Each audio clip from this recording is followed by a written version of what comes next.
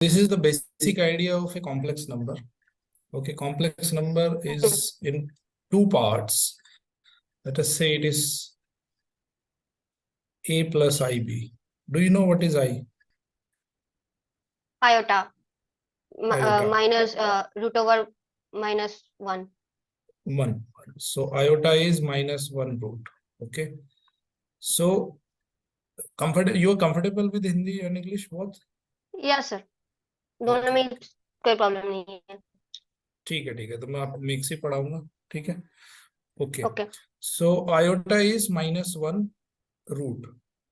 ये हम सब 12th क्लास में पढ़ चुके हैं. ओके. सो कॉम्प्लेक्स नंबर दो पार्ट में होता है, a plus I B. This first part is the real one and this part is the imaginary part.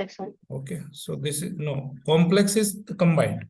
Yes. This is real, this is imaginary. Okay. Imaginary means it cannot be shown on the real axis.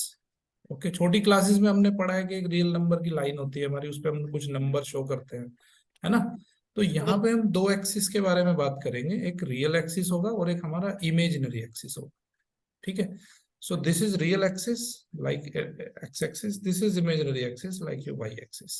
So if I am talking about a point that is a plus iota b. So actually we are talking about ab. That is a geometrical coordinate. So geometrical interpretation of a plus ib is ab. That means if you're going to point out that point a plus iota b, so you have to point out somewhere like ab. Okay, this is your AB, this is A distance on the real axis, and this is B distance on the imaginary axis. So in this, yes. So this is real one axis, this is your imaginary axis. Okay, so that is the basic idea about a complex number. Complex is a mixture of real number as well as imaginary number. Okay. So every real number is also a complex number, because I can write, if you have only 2, so I can write it 2 plus 0 iota, isn't it? Okay. So this is also a complex number. Okay. So there is no necessary that every time complex number will have iota. There is no necessity in that. Okay.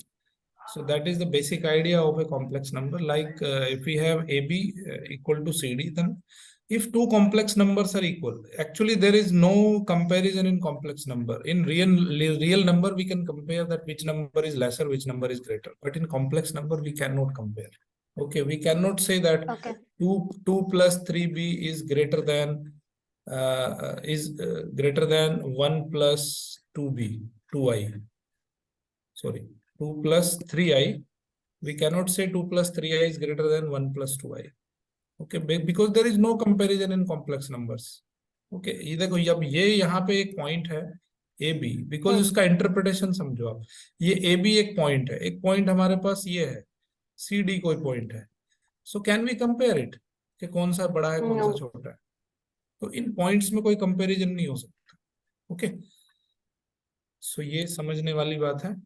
Okay, but दो complex number को हम equality में compare कर सकते हैं. मतलब दो complex number equal कब होंगे? जब उनका रियल पार्ट और इमेजिनरी पार्ट दोनों इक्वल होने चाहिए.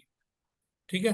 जैसे मैं कह रहा हूं कि a प्लस आई बी जो है वो c प्लस आई डी के बराबर है, तो ये तभी पॉसिबल है जब उसका रियल पार्ट के बराबर हो और कॉम्प्लेक्स पार्ट के बराबर हो. That means a equal to C होना चाहिए और b इक्वल टू डी हो, तभी ये एक दूसरे के इक्वल हो पाएंगे. ठीक है. And what is the definition of addition? हमेशा देखो, हमने अलजेब्रा में भी ये सब सीखा है कि x x के साथ ऐड होता है, y y के साथ ऐड होता है. तो यहाँ पे हम दो वेरिएबल की तरह कंसिडर कर सकते हैं. हम एक हमारे पास रियल है पार्ट, एक हमारे पास इमेजिनरी पार्ट है. सो हमेशा जब भी हम ऐड करेंगे तो रियल को रियल के साथ ऐड करेंगे, और जब भी हम सब्ट्रैक्ट करेंगे तो कॉम्प्लेक्स को कॉम्प्लेक्स के साथ. एडिशन सब्ट्रैक्शन, हाँ, एडिशन सब्ट्रैक्शन हमेशा रियल का रियल के साथ होगा, कॉम्प्लेक्स का कॉम्प्लेक्स के साथ होगा. ठीक है. ओके. बट मल्टीप्लीकेशन में क्या है? जैसे हमारे पास एक नंबर है 2 एक रियल नंबर है और हमें मल्टीप्लाई करना है 3i के साथ. ये कॉम्प्लेक्स नंबर हो गया. ये भी एक कॉम्प्लेक्स नंबर है. तो इनका सिंपली मल्टीप्लीकेशन हम कर सकते हैं, जैसे हम ऑलरेडी करते आए हैं, है ना, नंबर्स का मल्टीप्लीकेशन करते हैं तो नंबर का नंबर के साथ मल्टीप्लाई होगा। सो 2 3 6 6 आई इसका मल्टीप्लीकेशन हो जाएगा। ठीक है, जैसे एक नंबर है हमारे पास 2 + 3i और एक नंबर है हमारे पास आई, इसका हमें मल्टीप्लाई करना है तो आई का 2 के साथ मल्टीप्लाई करेंगे 2i, 3i का आई के साथ मल्टीप्लाई करेंगे 3i²। और आपको ये पता है कि स्क्वायर आई, हाँ आपको पता है आई² कितना होता है? -1। -1, तो इसको हम लिखेंगे 2i - 3 हो जाएगा। ठीक है, तो इसका ही सिंप्लीफिकेशन। Okay okay, okay. अब ओके, अभी तक कुछ अगर आपको डाउट है तो पूछ सकते हैं। क्लियर है सब, नहीं चले नहीं। आगे। जी जी। ओके, मैं स्पीड से जा रहा हूं तो मुझे रोक देना, अगर कुछ ऐसा लग रहा है आपको तो प्लीज इंटरप्ट कर ओके सकते सर। हो। Okay, geometrical representation, I already told about it. The geometrical representation, if we have to trace some a plus bi, so a will be traced on the real axis and b will be traced on the imaginary axis. Okay, so that is the थोड़ा geometrical repeat करेंगे ये वाला part, geometrical हाँ representation. बिल्कुल बिल्कुल बिल्कुल। जैसे हमारे पास मान लो एक पॉइंट है, एक एक नंबर है हमारे पास, कोई कॉम्प्लेक्स नंबर z = 2 + 3i। अब इसको हमें रिप्रेजेंट करना है geometrically. So how we will represent it? This is our real axis. तो रियल एक्सिस पे एक्चुअली हमें कौन सा पॉइंट ट्रेस करना है? 2 3, है ना? हाँ सो टू जी। 2 will be on the real axis and 3 will be on the imaginary hmm. Axis. So 2 point यहाँ पे लेंगे, जैसे हम नॉर्मली कोऑर्डिनेट ज्योमेट्री में हम ट्रेस करते हैं, दैट इज ये 2 लेंथ होगा और ये मान लेते हैं 3 लेंथ है। ठीक है, तो अब ये जो पॉइंट होगा, जी इस पॉइंट को हम कहेंगे 2 3। ठीक है, so this is only the geometrical representation of this 2 + 3 iota.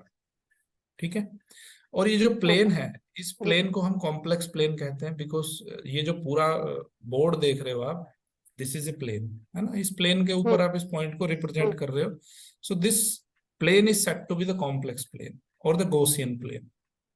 ठीक है, एक जर्मन मैथमेटिशियन थे, तो उनके नाम पे इसको हमने गॉस। गॉसियन गॉसियन प्लेन रखा है इसका नाम। Okay, okay. तो किसी भी, अगर कोई भी कॉम्प्लेक्स नंबर है हमारे पास, उसको रिप्रेजेंट करना है किसी प्लेन के ऊपर, तो हम उसको इस तरह से रिप्रेजेंट करेंगे। अब एक पॉइंट है अगर हमारे पास a0, तो क्या मुझे बता सकते हैं कि ये जो मैंने एक पॉइंट लिख दिया a0, ठीक है, तो हम्म। ये पॉइंट कैसा होगा?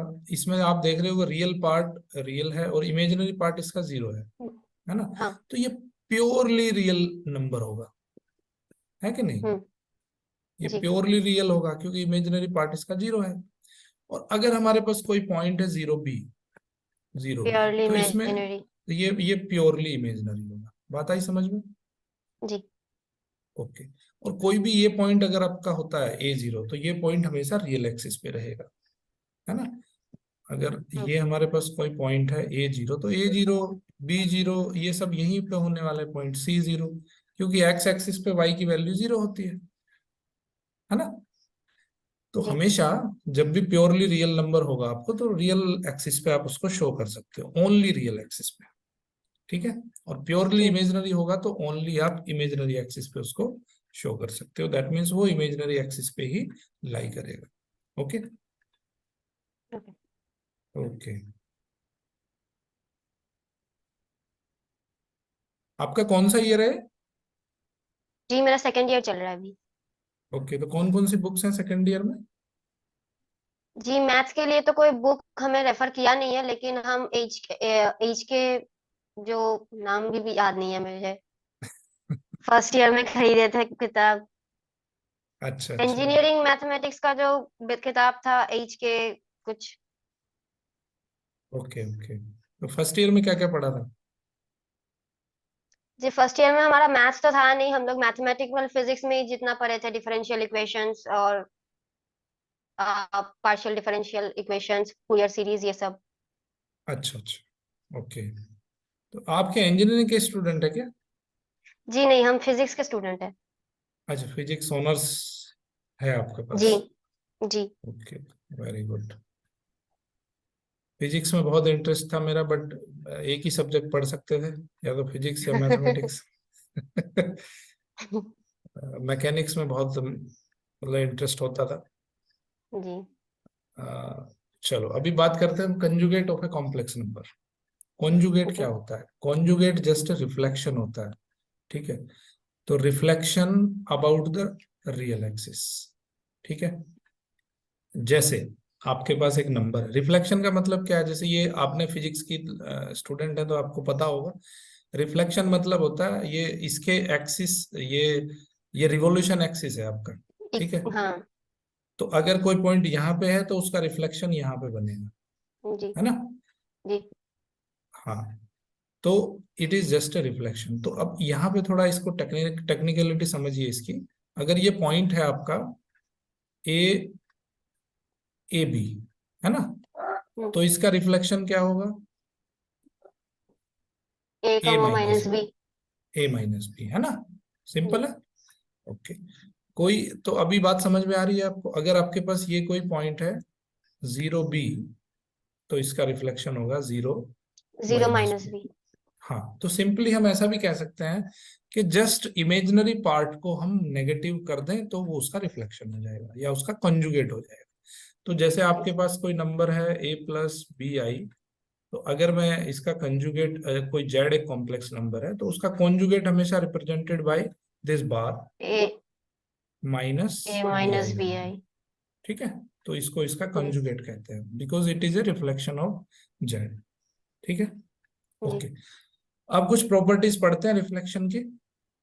तो प्रॉपर्टीज देखो, मेरा बिलीव है कि मैं आपको कुछ भी यहाँ रटाने वाला नहीं हूँ, ठीक है। ओके क्योंकि मैं रटने में विश्वास नहीं रखता हूँ और मुझे खुद भी रटा हुआ याद नहीं रहता है। जी तो मैं जितने भी यहाँ पे प्रॉपर्टीज लिखी हैं, इन सब प्रॉपर्टीज को आप आपके सामने और आप ही प्रूव करेंगे इनको, ठीक है। ओके अब कैसे, मैं बताता हूँ आपको। जैसे इसने लिखा है कि जेड और जेड, मतलब कॉम्प्लेक्स का कॉम्प्लेक्स जो है वो जेड होता है। हाँ आप थोड़ा ट्राई करिए जरा, किसी कॉम्प्लेक्स नंबर को लिखिए, उसका आप कॉन्जुगेट लिखिए, फिर उसका कॉन्जुगेट लिखिए, देखिए क्या आता है। जी the same complex number you are getting. Yes sir. हाँ, तो बस प्रॉपर्टी 1 आपको समझ में आ गई कि किसी कॉन्जुगेट का कॉन्जुगेट करेंगे तो वो खुद ही आ जाएगा।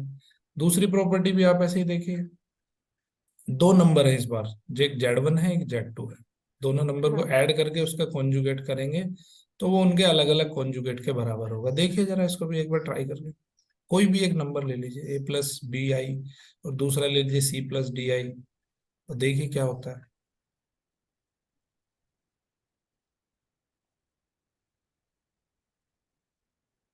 मेरी क्लास में बच्चों को मैं बहुत बिजी रखता हूँ with the pen and paper.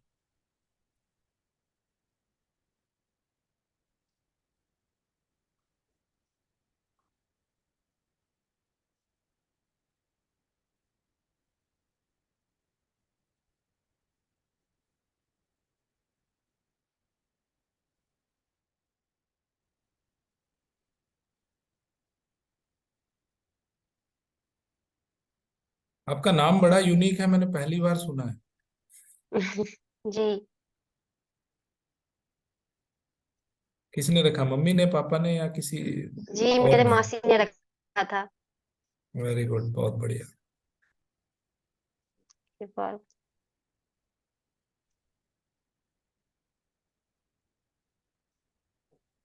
हुआ प्रूफ? जी एक minute. A minus B I C minus D I A plus C minus B plus D I. जी हुआ। हो गया, ओके जी वेरी गुड। चलो थर्ड एक बार ट्राई करो।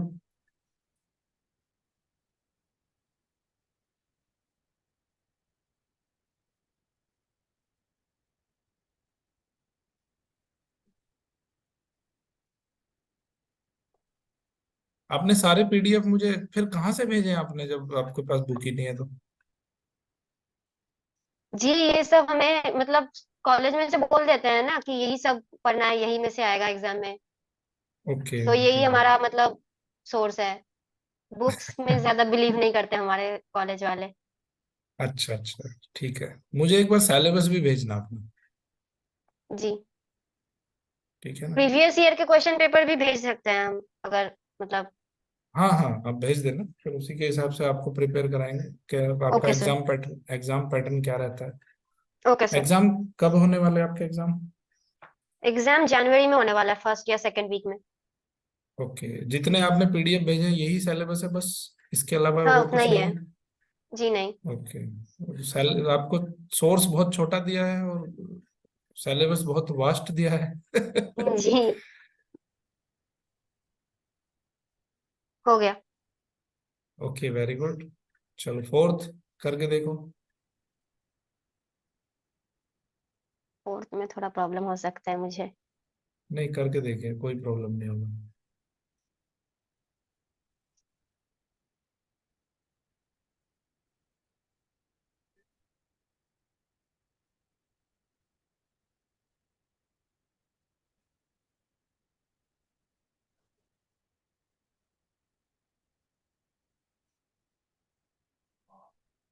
फॉन्ट बढ़ाना है क्या?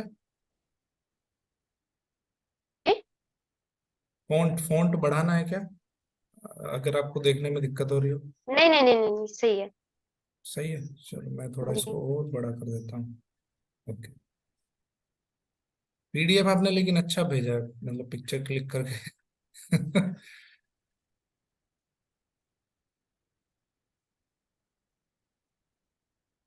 बुक ही मंगा लेना आसान होता है, क्योंकि अलग अलग यूनिवर्सिटी के बच्चे पढ़ते हैं तो सबकी बुक्स अलग अलग होती है, सबका पैटर्न अलग अलग हाँ। होता है। हाँ माइनस, ये नहीं हो रहा मेरे से। नहीं हो रहा? जी। ओके, चलो हो जाएगा, कोई बात नहीं। तो इसका हम लेफ्ट हैंड साइड पकड़ते हैं।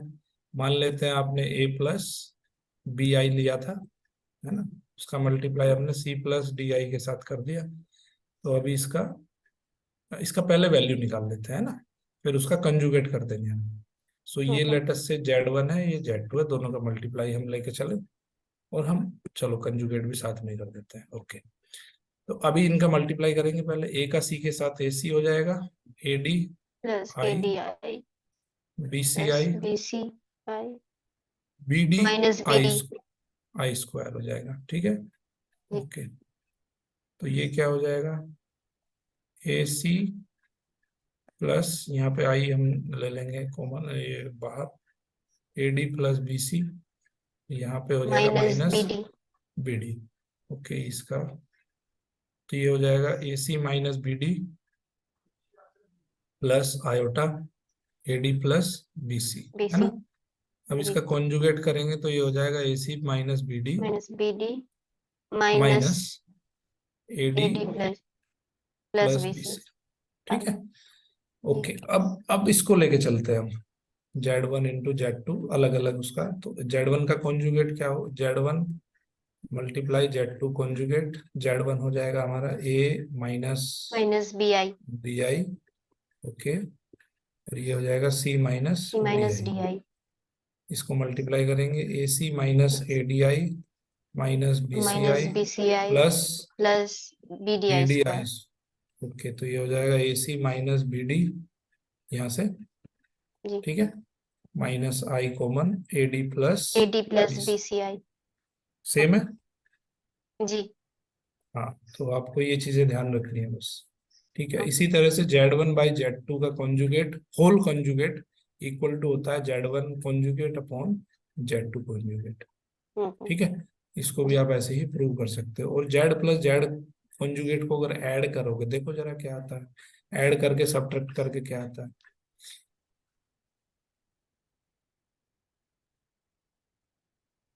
ये वेरी गुड।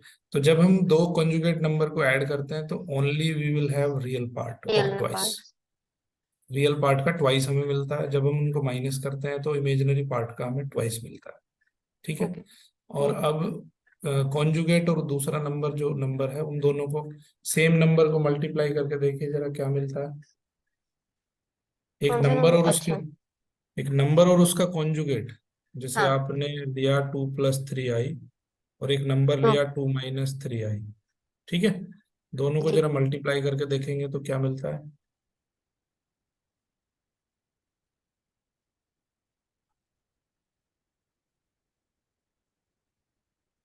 हम्म,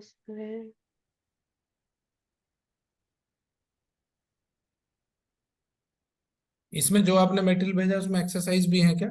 मैंने पूरा अभी ठीक से देखा नहीं। हाँ, एक्सरसाइज है, एक्सरसाइज है।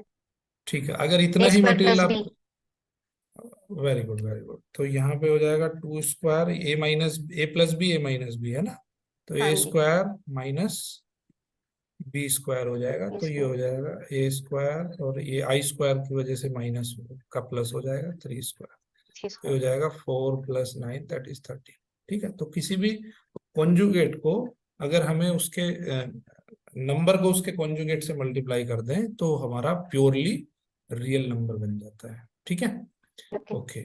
Now will talk about modulus. Modulus के बारे में पता है, पहले 12th क्लास में पढ़ा होगा, क्या जी। होता है मॉड्यूलस? हाँ, क्या होता है बताइए। अगर हमारे पास एक नंबर है a + ib, तो इसका मॉड्यूलस क्या होगा? ए स्क्वायर इस plus B square, root over A हाँ, स्क्वायर प्लस बी स्क्वायर। बिल्कुल बिल्कुल, तो इसको मॉड्यूलस को इस तरह से डिफाइन करते हैं। ये वो वाला मॉड्यूलस नहीं है, कौन सा, जी। जो नॉर्मल मैथमेटिक्स में यूज करते हैं। हाँ। मॉड्यूलस फंक्शन नहीं है। हाँ जी। ठीक है, उस फंक्शन का तो जी। मतलब ये होता है कि ये नंबर ऑलवेज पॉजिटिव रहेगा। हाँ।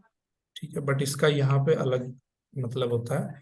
सो modulus of a complex number is a² + b² √2। ठीक है, जी। ओके। सो एब्सोल्यूट वैल्यू भी कहते हैं उसको। ठीक है, एब्सोल्यूट वैल्यू और मॉड्यूलस दोनों ही इसके नाम है। और एक्चुअली ये मॉड्यूलस क्या होता है? मॉड्यूलस किसी भी कॉम्प्लेक्स नंबर का मॉड्यूलस, अगर इसको ज्योमेट्रिकली हम बात करें, तो जैसे मान लो ये मॉड्यूलस है आपका, ये एक पॉइंट है आपके पास ए बी, या एक कॉम्प्लेक्स नंबर है ए बी, तो मतलब उसका थोड़ा ज्योमेट्री, वेक्टर जैसा है। हाँ बिल्कुल बिल्कुल। तो हाँ बिल्कुल, इसका जो अगर इसका मॉड्यूलस हमें पता करना है, सो मॉड्यूलस क्या होगा? मॉड्यूलस होगा इसका ओरिजिन से डिस्टेंस। ठीक है, तो जैसे ये डिस्टेंस ए होती है, ये डिस्टेंस बी होती है, हाँ। तो it's a right angle triangle, ये हाइपोटेन्यूस हो जाएगा, तो ये हाइपोटेन्यूस क्या होगा? a² + b² का अंडर रूट होगा। ठीक है, सो हाँ। ऐसा भी हम कह सकते हैं geometrically, what is short modulus of a complex number? Modulus of a short complex number, या yes, it is a short shortest distance from the origin. हाँ, जब भी डिस्टेंस होता है ना वर्ड, तो डिस्टेंस का मतलब हमेशा शॉर्टेस्ट ही होता है। हाँ। ठीक है, मतलब ऑटोमेटिकली अंडरस्टूड है। जब भी हम डिस्टेंस की बात करते हैं, जैसे कहेंगे कि भाई इस पॉइंट का इस पॉइंट से क्या डिस्टेंस है, तो जब भी हम इन दोनों पॉइंट के डिस्टेंस की बात करेंगे, so always it is a shortage distance. ठीक है, ओके। तो मॉडुलस आपको समझ में आ गया, मॉडुलस क्या हो। तो मैंने आपको एक चीज बताई थी कि जब भी हम इमेजिनरी नंबर की कंपैरिजन की बात करते हैं, so we can not compare imaginary numbers. ठीक है, जैसे हम बात जी। करें कि Z1 = Z2, Z1 is greater than Z2, ये सिंबल हम यूज नहीं कर सकते हैं, क्योंकि हम डिफाइन नहीं हम्म। कर सकते कि कौन सा नंबर इसमें से बड़ा है। बट जब हम बात करेंगे ये वाली, ये कर सकते हैं, जी। है ना, क्योंकि ओके। उसका जो हम्म। क्या बोलते हैं इसको, मॉड्यूलस। तो मॉड्यूलस कैन बी, जैसे आपने एक नंबर लिया 2 + 3i, है ना, एक Z1 एक नंबर है 2 + 3i, Z2 एक नंबर है 1 + 3i, है ना। तो Z1 का मॉड्यूलस कितना है यहाँ पे? 4 + 9 √ दैट इज 13 अंडर रूट। और Z2 का मॉड्यूलस क्या है यहाँ पे? 1 + 9 यानी कि 10 अंडर रूट। ठीक है, ठीक। so now we can compare कि whether Z1 is greater or Z2 is greater. So we can sure short about it. Z1 is greater than Z2 because it is Z2। √30. Okay, तो जब भी ऐसी बातें आती हैं तो हम हमेशा मतलब नंबर को कंपेयर करना पॉसिबल है, बट कॉम्प्लेक्स नंबर को करना पॉसिबल नहीं है।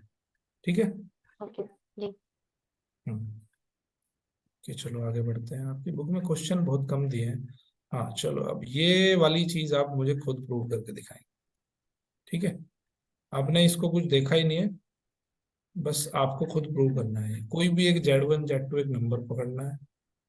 ठीक है, दो कॉम्प्लेक्स नंबर है आपके पास Z1 Z2, और Z1 + Z2 का आपको मॉड्यूलस निकालना है, और Z1 + Z2 का अलग अलग मॉड्यूलस निकालना है। तो आपको बताना है कि ओके। इसमें दोनों में क्या रिलेशन होता है। ओके। बट देखो, कभी भी, अभी हमने एक पीछे प्रॉपर्टी पढ़ी है कि अगर हम जेड और जेड के कॉम्प्लेक्स का मल्टीप्लाई करें, ठीक है, तो जैसे एक नंबर है हमारे पास a+ib, है ना, हम्म और इसका कॉम्प्लेक्स, इसका conjugate a plus A A minus minus I minus B, I तो ये क्या होता है, a² + b² प्लस बी होता है। स्क्वायर। और ये क्या है, ये है मॉड्यूलस। हम्म तो हम कह सकते हैं कि जेड और जेड कंजुगेट का जब मल्टीप्लाई करते हैं तो जेड मॉड्यूलस का स्क्वायर सर मिलता है। मॉडुलस का स्क्वायर, हाँ। ठीक है ना। जी तो हम लिख सकते हैं, जब स्क्वायर मिलता है हमें तो हम स्क्वायर को ऐसे भी लिख सकते हैं, z1 + z2 और z1 + z2 को का कंजुगेट, है ना। जी। यही होता है ना भाई। हाँ हाँ। इसके मॉड्यूलस का स्क्वायर अगर हमें निकालना है तो मॉड्यूलस के हम्म स्क्वायर को, ये इसने उल्टा लिखा है ना। हमने हम्म लिखना था Z modulus square = Z and Z hmm conjugate. उसने वही लिखा है z1 + z2 का mode square = z1 + z2 into its conjugate.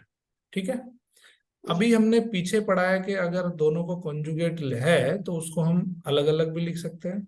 हाँ पीछे प्रॉपर्टी पढ़ी है हमने। ओके, अब हम इसको हाँ मल्टीप्लाई करते हैं।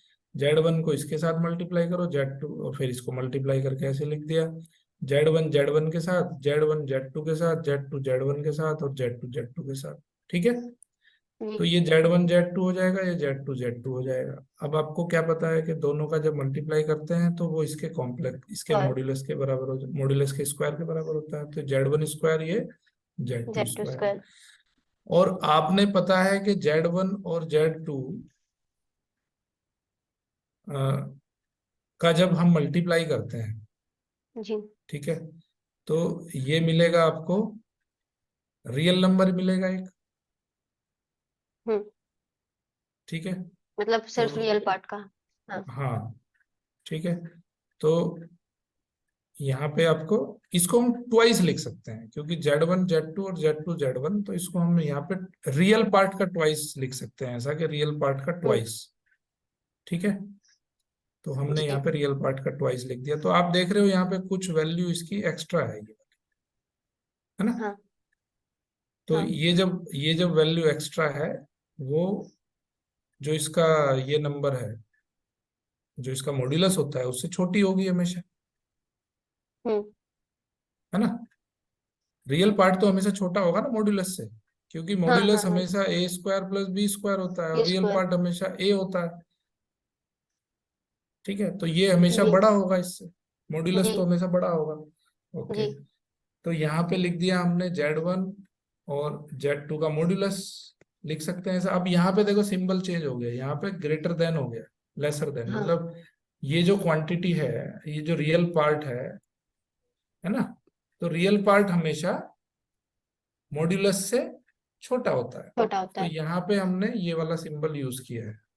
अब ये क्वांटिटी बड़ी हो जाएगी, है ना, क्योंकि जी हमने मॉड्यूलस लिया है, तो ये रियल पार्ट से बड़ा हो जाएगा। ऊपर वाला जो पार्ट है वो रियल, ये वाला रियल है, और ये अब मॉड्यूलस ले लिया हमने, तो modulus is always greater than real part, तो ये मॉड्यूलस की तरफ ग्रेटर देन का सिंबल हमने लगा दिया।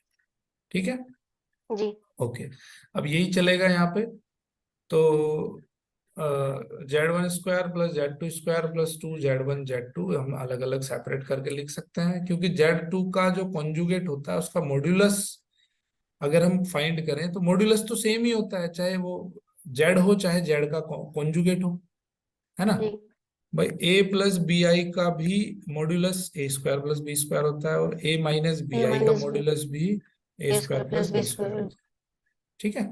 जी तो अब यहाँ पे क्या किया है, z1 + z2 स्क्वायर + z, ये हो गया आपका 2z1 z2, है ना। तो जी अब ये नंबर, ये बड़ा होगा किससे, क्योंकि ये देखो आप एक्स्ट्रा एक चीज आ गई आपके पास। जी तो ये एक्स्ट्रा जो चीज आपने ऐड करी है, तो ये वैल्यू बड़ी हो जाएगी और ये वैल्यू छोटी हो जाएगी, जी है ना। तो वही सिर्फ प्रूव हो गया है यहाँ पे कि हमेशा जो z1 + z2 का ये जो वैल्यू होगी, ये वैल्यू कहाँ लेके चले थे हम, ये वाली value, है हम्म ना। तो इसका स्क्वायर हमेशा इससे छोटा होगा। हम्म। क्लियर? जी।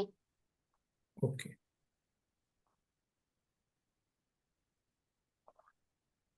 तो देयरफॉर Z1 प्लस Z2 का जो मोड है वो ऑलवेज, सो अगर वहां पे Z1 Z2 या तो एक एक जीरो हो कोई, तब उनका मल्टीप्लीकेशन जीरो हो जाएगा, है ना? जी। और दोनों जीरो होंगे तब भी उनका मल्टीप्लीकेशन जीरो हो जाएगा। तो ये क्वालिटी तभी होल्ड करेगा, अदरवाइज नहीं करेगा। ओके। जी। और इसको कहते हैं हम ट्राइंगल इनइक्वालिटी। ठीक है, मतलब हमेशा आप जैसे ट्राइंगल इनइक्वालिटी पढ़ा है ना, कि किसी भी ट्राइंगल की दो साइड का सम तीसरी साइड के सम, सर से तीसरी सबसे साइड से इससे ज्यादा बड़ा होता ज्यादा है। होता है। हाँ, तो जी। यहाँ पे भी क्या है कि कॉम्प्लेक्स नंबर अगर आप ऐड कर रहे हो और उनका आप मॉड्यूलस निकालोगे, तो वो मॉड्यूलस हमेशा उनके अलग अलग मॉड्यूलस से छोटा या बराबर ही हो सकता है, उससे बड़ा नहीं हो सकता है। ओके। ठीक है। जी। ओके। अभी पढ़ते हैं पोलर फॉर्म। पोलर फॉर्म भी आपने पढ़ी होगी 12th क्लास में, याद है अभी? जी नहीं। ओके, कोई बात नहीं।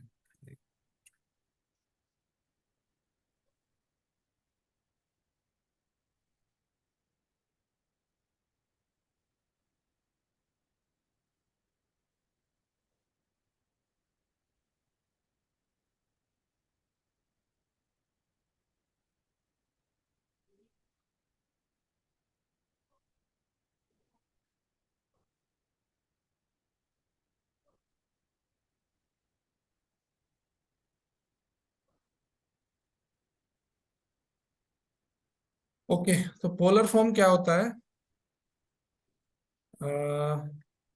वेक्टर फॉर्म समझ लो इसको आप। ठीक है। जी। वेक्टर में क्या होता है, जैसे मान लो ये आपके पास ए और बी एक पॉइंट है, अब इसको वेक्टर फॉर्म में लिखना है हमें। वेक्टर फॉर्म क्या होती है? वेक्टर फॉर्म होती है R cos theta plus I बीस R sine sine theta. Theta. तो ये हो जाएगी इसकी पोलर फॉर्म। तो अगर किसी भी नंबर को आप इस तरह से रिप्रेजेंट कर सकते हो, A plus I B is equal to, तो ये आर कोस थीटा आपका होगा रियल पार्ट और आर साइन थीटा होगा आपका इमेजिनरी पार्ट। ठीक है। सो इसको कहते हैं पोलर फॉर्म। ओके। ओके। हाँ। जी। तो अब मान लो जैसे ये आपका एक ये वेक्टर है, तो इस वेक्टर को आपको पोलर फॉर्म में रिप्रेजेंट करना है। तो ये आपके पास ये थीटा हो गया। Theta is the angle which is made by the positive direction of x axis. X ठीक है। एक्सिस। हाँ, जी। तो अब मान लीजिए आपके पास एक पॉइंट है 3 + 4i। इसको आपको पोलर फॉर्म में कन्वर्ट करना है। सो मैंने आपको क्या बताया? Polar form is R cos theta R cos plus theta I plus R I sine theta. R sine theta. तो इसको हम कंपेयर करेंगे, तो R cos theta will be 3। एक ओके। मिनट यार, एक मिनट।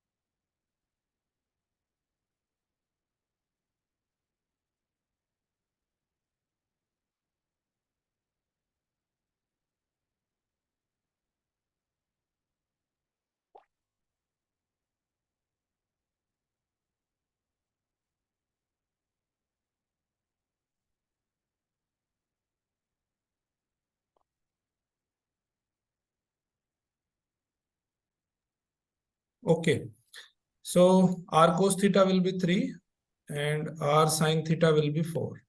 ठीक है। तो अभी यहाँ पे जी ये इक्वेशन 1 मान लो, इसको इक्वेशन 2 मान लो, दोनों को स्क्वायर करके ऐड करेंगे तो ये हो जाएगा R square cos square theta plus R square sine square theta is sine equal to square theta.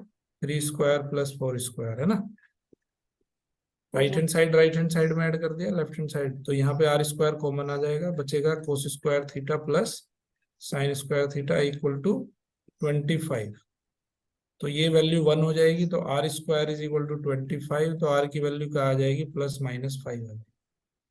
ठीक है, आर कैलकुलेट हो गया। जी ओके, अब जी थीटा की वैल्यू क्या, अब थीटा की वैल्यू भी कैलकुलेट करनी पड़ेगी हमें, तो थीटा कैसे कैलकुलेट करेंगे, R sine theta divided by R cos theta R cos theta. Is equal to 4/3। R से आर कैंसिल, तो tan theta is equal to 4/3, या theta is equal to tan inverse 4/3। ठीक है, tan इनवर्स 4/। तो जी जी इसका जो polar formation हो गया, पोलर फॉर्मेशन हो गया आपका। आर यहाँ पे देखो मैं कॉमन ले लूं बाहर, तो +-5, हम्म, और ये हो जाएगा कोस theta plus I sine theta, है ना। ये इसका पोलर फॉर्मेशन हो गया, जहां पे आप लिखोगे कि थीटा की वैल्यू जो है वो टेन इनवर्स ये फोर थोड़ा बाई रिपीट कर दीजिए, ये लास्ट में जो कौन सा। किया आपने, ये प्लस अच्छा, हाँ 5 कॉस थी, हाँ। हाँ, देखो मैं आपको कह रहा हूँ कि पोलर फॉर्म ये होती है R cos theta plus I R sine theta, है साइन ना। थीटा। तो आर यहाँ पे बाहर ले सकता हूँ मैं, ये हो जाएगा कोस theta plus I sine theta. ठीक है, जी। तो बस मैंने यहाँ वैल्यू पुट की है, आर की अच्छा वैल्यू अच्छा हमने अच्छा अच्छा। निकाली थी +-5, 5। तो इसको हाँ। मैंने लिखा है +-5, और इसको मैंने एज इट इज लिख दिया, क्योंकि वो ओके। टेन इनवर्स 4/3 लिखना थोड़ा हम्म। अटपटा लगता है, इसलिए मैंने लिख दिया इसको cos theta plus I sine theta, where, okay. इसको ऐसे करके लिख दो, where theta is equal to tan inverse four hmm, by three अच्छा अच्छा, ठीक है। ठीक है, क्लियर है यहाँ तक। जी ओके, और ये जो हम अभी लिख रहे थे, इसको इनको कहते हैं सर्टेजियन कोऑर्डिनेट, ये पता है ना। हाँ हाँ। इसको इसको कार्टेजियन कोऑर्डिनेट कहते हैं, अभी हम कार्टेजियन से कन्वर्ट करके हमने पोलर पोलर। कोऑर्डिनेट, ये पोलर वाले ये होते हैं हमारे आर कोस थीटा और R sine sine theta, theta. ये पोलर कोऑर्डिनेट कहते हैं। ठीक है, जी जी ओके, इसमें कुछ पूछना है पोलर फॉर्म में। जी नहीं। ओके, चलो तो एक क्वेश्चन करते हैं फटाफट, पोलर फॉर्म का, देखते हैं आपको कितना समझ में आया है। ओके टेस्ट भी मैं साथ साथ लेता हूँ। ओके।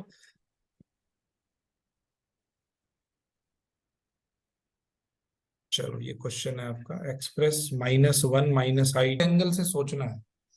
देखो, इस क्वेश्चन में आपका कोस, ये आर कोस थीटा कितना है, -1 है ना। यानी कि हम्म। कोस थीटा कितना है, -1/√2 वन है। बाई। अच्छा साइन थीटा कितना है, -1/√2 है। अच्छा अच्छा। क्लियर है, अब आपको क्या देखना है, आपका टेन थीटा तो आ गया 1, हाँ लेकिन ये माइनस आ रहा है ना। हाँ। इसका मतलब क्या है, कि अब टेन थीटा 1 का मतलब क्या है, कि आपका फर्स्ट क्वाड्रेंट में फॉल करेगा, मतलब π/4। हम्म हम्म। लेकिन ऐसा तो हो नहीं रहा है, क्योंकि कोस भी तो प्लस होना चाहिए था, पहले क्वाड्रेंट में तो हाँ सब पॉजिटिव होता है हाँ ना। तो इसका हाँ। मतलब क्या है, कि आपका क्वाड्रेंट ये फर्स्ट वाला क्वाड्रेंट नहीं है। जी। आपका क्वाड्रेंट ये फर्स्ट वाला नहीं है, आपका क्वाड्रेंट ये वाला थर्ड है। है। ठीक है, ये थर्ड वाला। ओके। ओके, तो हम्म। थर्ड में क्या लेंगे आप, देखो, एंगल आप ये भी ले सकते हो, इधर से चलोगे तो पॉजिटिव, और इधर से चलोगे तो नेगेटिव। हम्म ठीक है, जैसे ये π/4 है, तो इसको हम्म। क्या लिख सकते हैं हम, ये एंगल हो फिजिक्स। जाएगा। ठीक है, हाँ। या ये एंगल लिख सकते हो आप, ये लिखोगे तो पॉजिटिव लिखना पड़ेगा, हम्म। ये लिखोगे तो नेगेटिव लिखना पड़ेगा। नेगेटिव। ठीक है, तो जी। इन्होंने देखो -3π/4 लिखा है, हम्म। ये जो थीटा लिखा है इन्होंने -3π/4 लिखा है। हाँ, वो नीचे से गए हैं। ठीक है, तो ये नीचे से उन्होंने लिया है, क्योंकि आपको यही वाला कंसिडर करना पड़ेगा। ठीक है, ओके। हम्म। तो ये चीज इसमें थोड़ा सा ध्यान रखनी पड़ेगी आपको, क्योंकि ओके कोस थीटा की वैल्यू नेगेटिव रखनी है आपको, तो कोस π/4 पे theta cos theta value negative नहीं आएगी। Okay okay. ठीक है, जी। तो ये 3π/4 कितना हो जाता है, 120 ना। हम्म। 120 होता है, कितना होता है? 3 × 180 बाई 135, ओके। है ना? जी 135 डिग्री। हाँ, तो इसमें जो है आपका ये ना होके, देखो अब ये है आपका ASTC। अब यहाँ पे इस क्वाड्रेंट के अंदर 10 तो पॉजिटिव ही होता है, हाँ। तो ये चीजें भी देखनी है आपको, है ना? अब हम्म। साइन और कोस दोनों नेगेटिव होने हैं, तो अगर इस क्वाड्रेंट में है तो यहाँ तो साइन पॉजिटिव होता है, हाँ। इस क्वाड्रेंट में भी नहीं हो सकता क्योंकि यहाँ पे कोस पॉजिटिव होता है, इस जी क्वाड्रेंट में भी नहीं हो सकता क्योंकि यहाँ पे सारे ही पॉजिटिव होते हैं। सारे पॉजिटिव होते हैं। तो सिर्फ बचा यही वाला क्वाड्रेंट, तो तीनों एक्सपेक्ट लगा के आपको देखना है कि ये जो है किससे इसका सेटिस्फेक्शन हो रहा है, किस वैल्यू से। ओके। ठीक है, तो यहाँ हम ठीक है। इसको 5 पाई/4 भी लिख सकते हैं। अगर आप इधर हम्म। से ले रहे हो, इधर से एंगल हम्म। अगर मेजर कर रहे हो, तो ये एंगल कितना बैठेगा? 5 पाई बाय 4।5 पाई/4। और इधर से जा रहे हो तो ये एंगल कितना बैठेगा? 3 पाई, -3 पाई/4, है ना? क्योंकि जी हमेशा एंगल को अगर यहां से मेजर करते हैं तो पॉजिटिव जाता है, एंगल को अगर यहां से मेजर करेंगे तो नेगेटिव जाता है, बट वैल्यू जो है वो इसकी कोस पाई 5 पाई/4 की वैल्यू भी -1/√2 आएगी, और हम्म। -3 पाई/4 की वैल्यू भी -1/√2 -1 बाय आएगी। Root two. ठीक है, क्योंकि जी। ये मैं कैलकुलेट करके दिखाऊं या आपको समझ में आ रहा है ये? जी समझ आ गया। ठीक है ना? तो जी। दोनों ही आंसर ठीक है। आप लिखो चाहे 5 पाई/4, वो भी ठीक है, आप लिखो -3 पाई/4, वो भी ठीक है। ओके। ठीक है, जी। तो यहाँ पे does not give the principal argument, लेकिन हमें जो कोशिश करनी चाहिए वो छोटे से छोटा एंगल लिखने की कोशिश करनी है। तो ओके। आपको देखना है कि 5 पाई/4 तो बड़ा है 3 पाई/4 से, जी। तो आपको लिखना है -3 पाई/4, तो दैट इज द करेक्ट अच्छा। आंसर। ठीक है।